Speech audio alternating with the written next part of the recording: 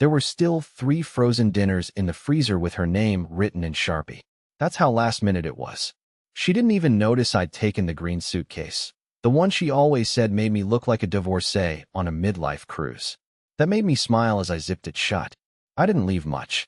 Just the stuff I knew wouldn't make her wonder. I left my socks, my frame degree, the charger I always stole from her side of the bed. I even made the bed before I left. She texted me a photo of the ocean 30 minutes after takeoff.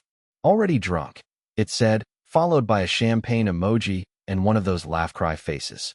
There was a guy's foot in the background. Size 12, I guess. Probably named Kyle or Trey.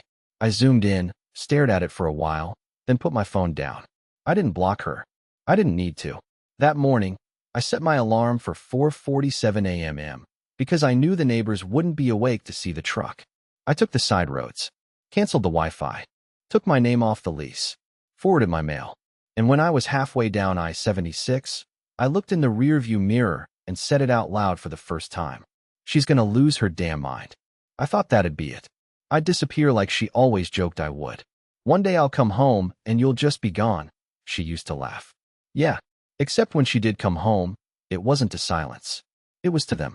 And that's when things stopped being about leaving and started being about surviving what came after.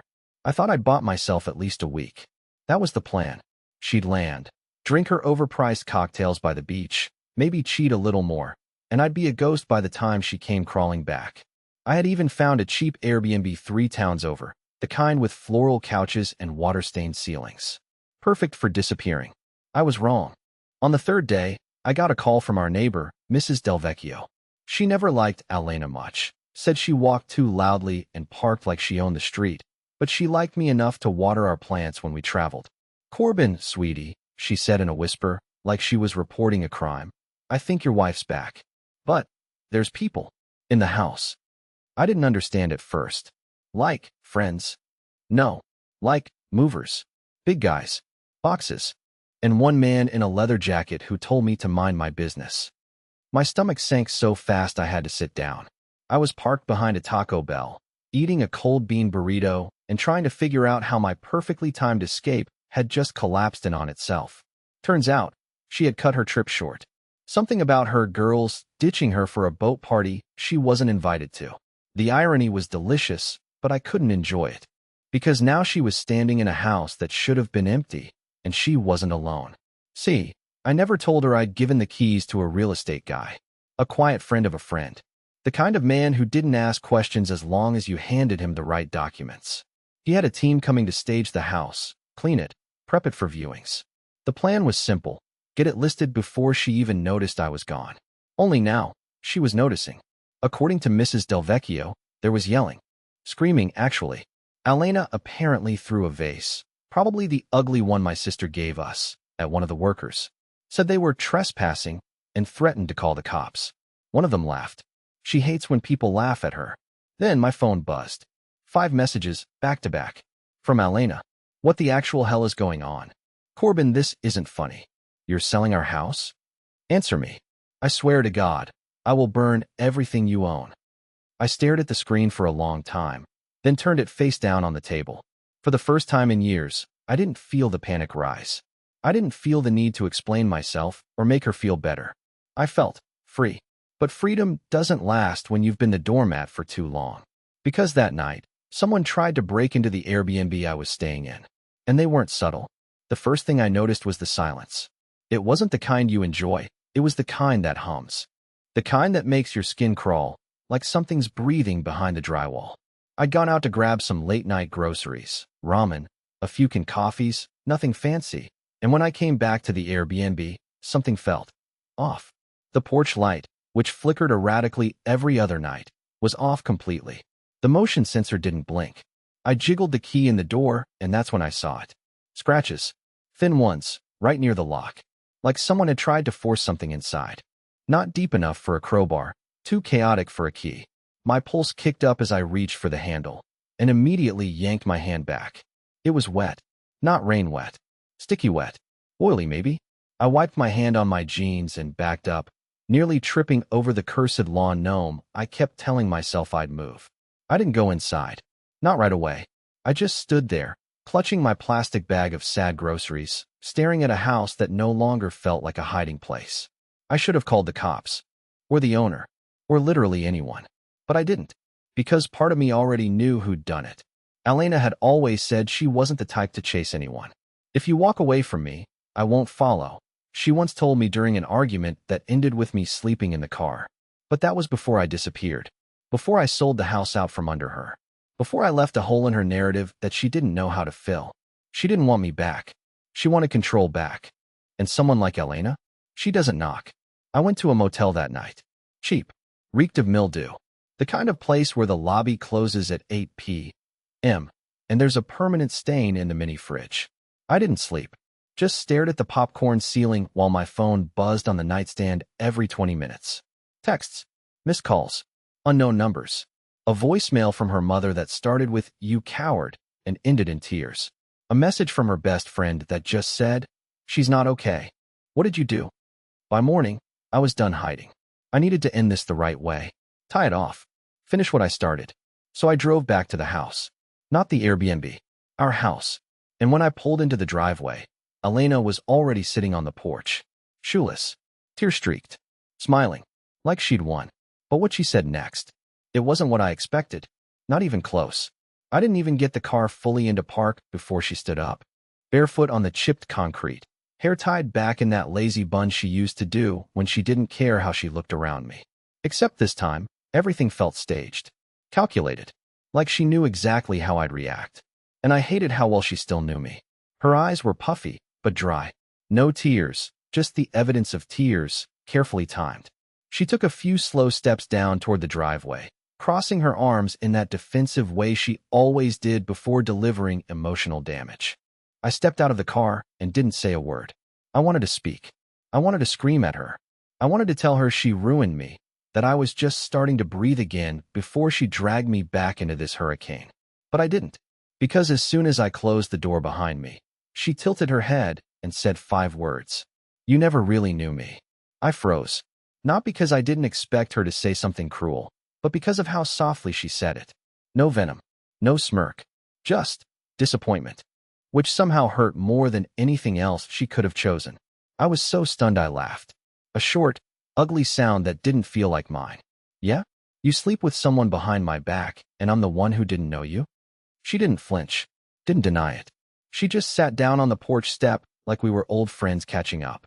"I don't miss you," she said, staring at the sidewalk.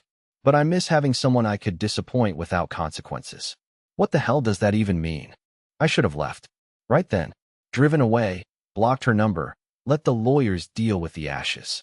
But instead, like the idiot I always was around her, I sat down too. A few feet away. Just far enough to avoid the smell of her shampoo. "Why are you here, Elena?" I asked. She looked up at me, and I swear, there was a flicker of something in her eyes. Not sadness. Not regret. Something more dangerous. Something playful. "You made it look too easy," she whispered. "The vanishing act. The silent punishment. You've never done anything like that before." It was almost impressive. I felt my stomach knot up. "You think I did this to impress you?" "No," she said. "I think you did it to hurt me. And I think it worked. Which is why I came back." She leaned in slightly. Her voice dropped so low I had to lean in too, hating myself for it. "But now it's my turn." There was a silence. One of those moments when the world goes eerily still, like even the wind doesn't want to interrupt. I felt something shift in the air. Not between us, around us.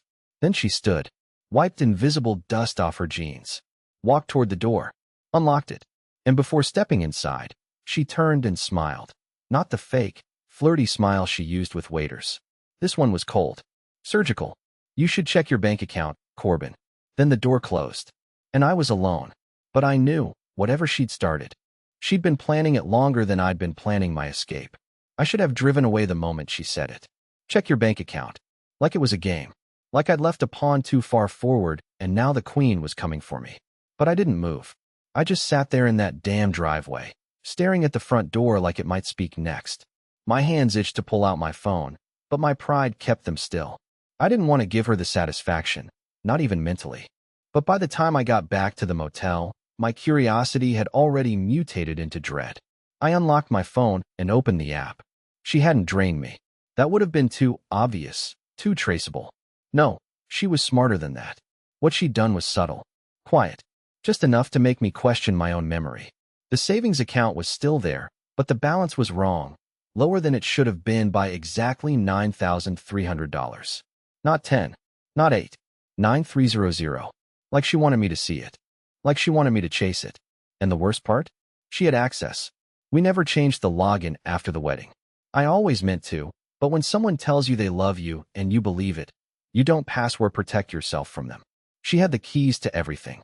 Bank, email, the backup drive with my freelance work from the last 2 years. Even the document folder where I kept scanned copies of every signed agreement during the house sale. She hadn't just hit me financially. She hit me legally. The files were gone. My backups, deleted from the drive and the cloud. My inbox, wiped of all correspondence with the real estate lawyer. It was like I'd never touched the paperwork. Like the entire transaction never happened. And as far as I could tell, the deed hadn't even transferred yet. The buyers were still in escrow, which meant if she challenged it now, she could kill the whole deal. I laughed out loud.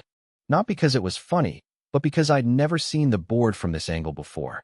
All this time I thought I'd been quietly winning. Escaping. Outplaying her. But she let me think that. She wanted me to feel like I was in control. Like I was the clever one. She wasn't playing checkers. She wasn't even playing chess. She was building the damn board. Every email I got over the next 24 hours made it worse. A warning from the escrow officer that new documents had been filed challenging the authority of the seller. A message from my old bank asking to verify a change of address I hadn't made.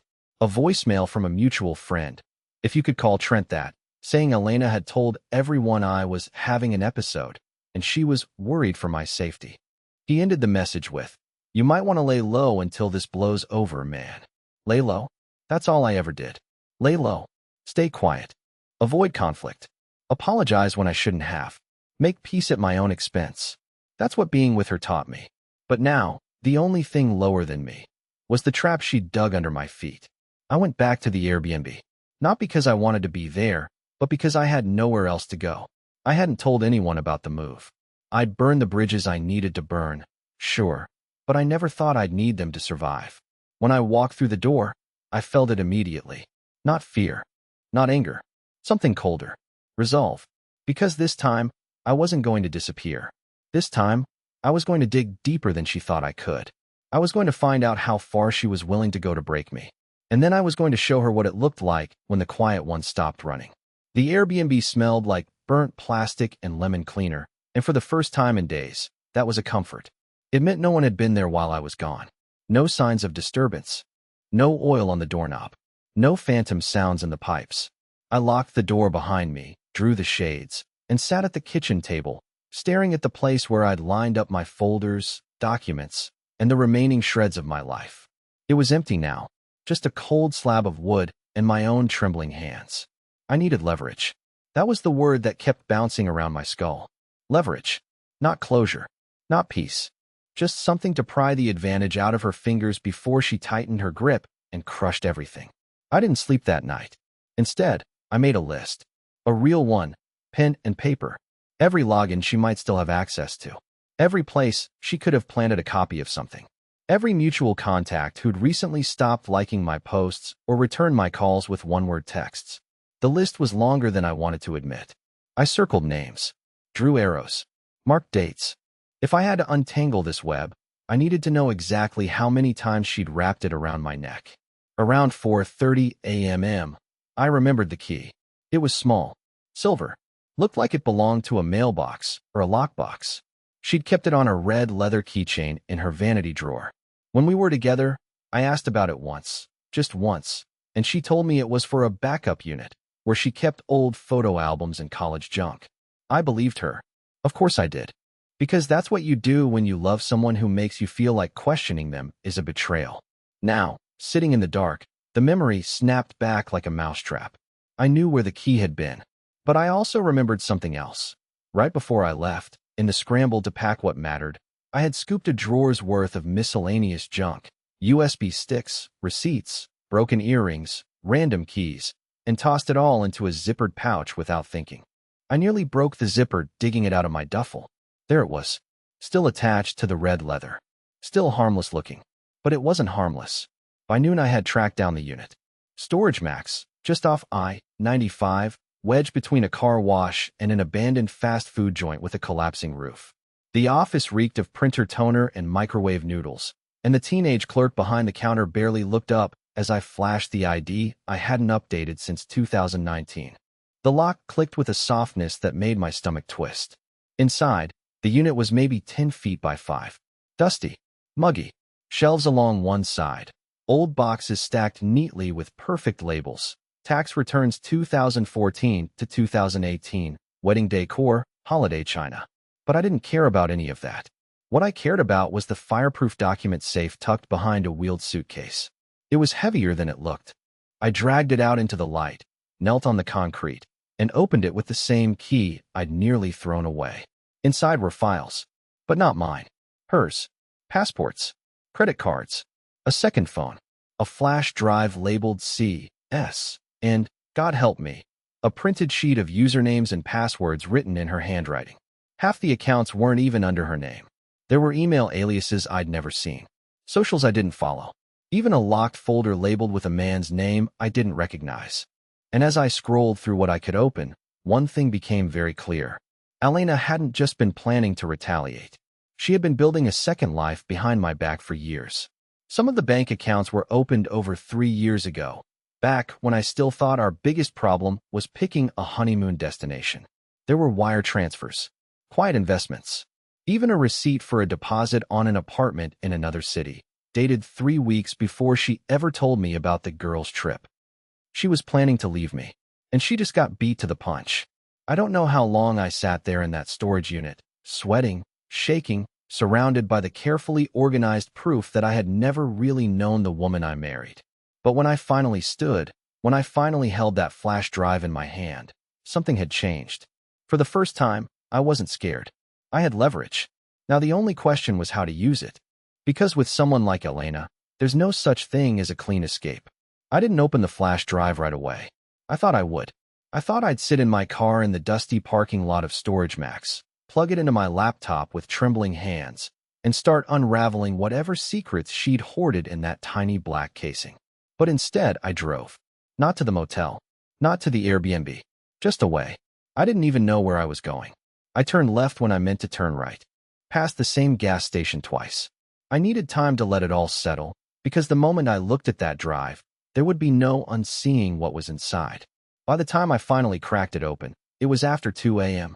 I was in a 24-hour laundromat lit by sickly yellow lights, sitting at a plastic table between 2 out-of-order dryers. A woman nearby was folding baby clothes and crying silently into her hoodie. It felt like the right place to break what was left of my reality. I plugged in the drive. At first, nothing happened. Just a set of nested folders labeled with random strings of letters. But inside the deepest directory, there were screenshots. Dozens. Maybe hundreds. Social media DMs, WhatsApp, threads. Tinder messages under aliases I didn't recognize. Names. Faces. Locations. Some blurred. Some very much not. And then the folder labeled insurance. Inside were audio recordings. She hadn't just cheated on me. She documented it. But not in the way you'd think. This wasn't sex tape revenge bait. These were conversations. Strategic ones. Coded, rehearsed, calculated. I listened to one clip that made my spine seize up. Elena, laughing, no, it's better this way. He won't fight back. He's the type that disappears. Trust me, I'll handle it. You just be ready when I say go. I replayed it 5 times before I stopped shaking. She wasn't just unfaithful. She'd been orchestrating something behind my back. And not just emotionally. Financially. Legally. Criminally, maybe. There were emails to an offshore bank. Notes about false claims. Mentions of timing things right after he signs the paperwork and before he notices the account is dry. I was a mark. A character in a long con. And I'd almost let her win. That realization settled over me like ash. I wasn't the whiny husband anymore.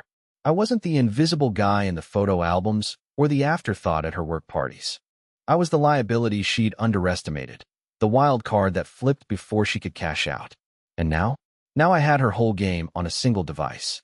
I stared at that screen for a long time, longer than I care to admit, not just because of the shock, but because of what came next. I had a choice. Hand this to the cops and become a cautionary tale, or use it the way she would, quietly, strategically, with a smile no one trusted and a plan no one saw coming. I emailed a copy to myself. Then to 2 burner accounts I set up while the baby clothes woman loaded another round. I encrypted the files, zipped them twice, and sent them to a private secure locker service with a dead man's trigger built in. If anything happened to me, if I went offline for more than 48 hours, those files would detonate into the inboxes of 4 of her closest friends. I didn't know what kind of mess I was holding, but it wasn't just blackmail. It was a mirror. She thought she knew me, thought I'd crumble. But now I wasn't scared of the monster in the room, because the monster finally realized he had teeth. And when I showed up at the house the next morning, flash drive in my pocket, she was waiting for me on the porch again. Only this time, she wasn't smiling. This time, she looked afraid. She stood when I stepped out of the car, arms crossed like she was expecting a fight. But there was a flicker in her eyes this time. Not anger, not smugness, just a crack in the glass. She was calculating what I knew, how much I'd seen, and whether I had the guts to use it. That was the only reason she didn't speak first. I stayed on the sidewalk, didn't climb the porch, didn't ask her to explain. She already knew I wouldn't believe a word out of her mouth. I could see it in the way her jaw twitched, the way she gripped her forearm like she was holding herself back from lunging into another lie. "You've got some stuff in that storage unit," I said. "Might want to get to it before the owner does." Her mouth opened, then shut again. "I left the key," I added, nodding toward the porch railing where I'd taped it beneath the wooden slat. "You'll find it." I didn't mention the flash drive. I didn't have to. If she was half as smart as she thought she was, she'd already torn her world apart looking for it. I just watched her process the words, the calmness in my voice, the way I wasn't begging or crying or spiraling like I always had before. Something broke in her. "You really think this makes you the good guy now?" she said, her voice sharper than she intended. "You vanish, sell the house, humiliate me. You did that part yourself," I cut in. She froze. And for the first time, I didn't feel small in front of her. I didn't feel like the sidekick in her story. I didn't feel like a victim who got lucky. I felt done. "I'm not gonna expose you, Elena," I said. "You're gonna do that on your own eventually. You're not careful enough. You leave trails. You underestimate people. You underestimate me." She swallowed hard, but said nothing. I pulled a folded document from my jacket, notarized and signed. A settlement proposal. She'd get the house. I didn't want it anymore. I had no interest in clawing back pieces of a life that was rotted from the inside. But she'd waive all rights to any joint accounts, any claims against my income, and formally withdraw her challenge to the home sale. Clean slate. If she signed it, the file stayed buried. I didn't threaten her. I just laid it on the railing next to the key and turned to go. She called out behind me. Something small, something like my name, but I didn't stop. Because the truth was, I'd already left her. Not last week. Not during the girls' trip. Not even when I discovered the lies. I left her the night I realized that her love had conditions and mine didn't. And now, I was walking into something new. Not revenge. Not triumph. Just peace. 3 months later, I signed a lease in a town where no one knew my name. Got a job at a quiet firm with quiet people who respected boundaries. I stopped checking the burner accounts. The file sat untouched. The dead man's switch never triggered. Because she never crossed the line again. Sometimes I think she still checks my socials. I don't post much. Just photos of hikes. Coffee mugs. A dog I adopted from a shelter named Bones. He has one eye and a limp, but he never runs from a fight, just like me. I don't need the last word. I got the last quiet. And for the first time in years, that's more than enough.